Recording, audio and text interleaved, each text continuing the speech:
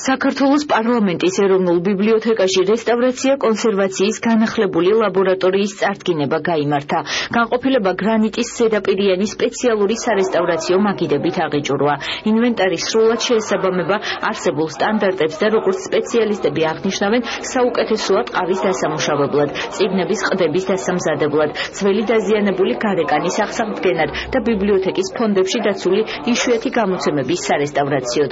ძვირადღირებული ინვენტარი კომპანია კამარამ დაამზადა. დღესვე ლაბორატორიის წარდგინების პარალელურად ბიბლიოთეკასა და პარტნიორ კომპანიას შორის ურთიერთთანამშრომლობის მემორანდუმი გაფორმდა. საქართველოს პარლამენტის ეროვნული ბიბლიოთეკის კონსერვაციისა და რესტავრაციის ლაბორატორიაში მოეწყო ახალი ინვენტარით აღჭურვა, შესაბამისად გულისხმობ იმას, რომ შემოვიტანეთ ახალი მაგიდები, რომელიც სპეციალიზირებულია და სწორედ რომ რესტავრაციისთვის არის გამიზნული, სადაც ჩვენი თანამშრომლები შეძლებენ ჩვენი მნიშვნელოვანი გამოცემების და მათ შორის იმ გამოცემების, რომელიც ამ შემთხვევაში რარიტეტულია, შეძლებენ მის დამუშავებას. ამ ყველაფერში გვერდით დაგვიდგა და ასე ვთქვათ, სპონსორობა გაგვიწია კომპანია კამარამ, რაც კარგი მაგალითია საჯარო სექტორისა და კერძო კომპანიის თანამშრომლობისთვის. კომპანია კამარისთვის ძალიან მნიშვნელოვანია ეროვნული ბიბლიოთეკასთან მეგობრობა და თანამშრომლობა.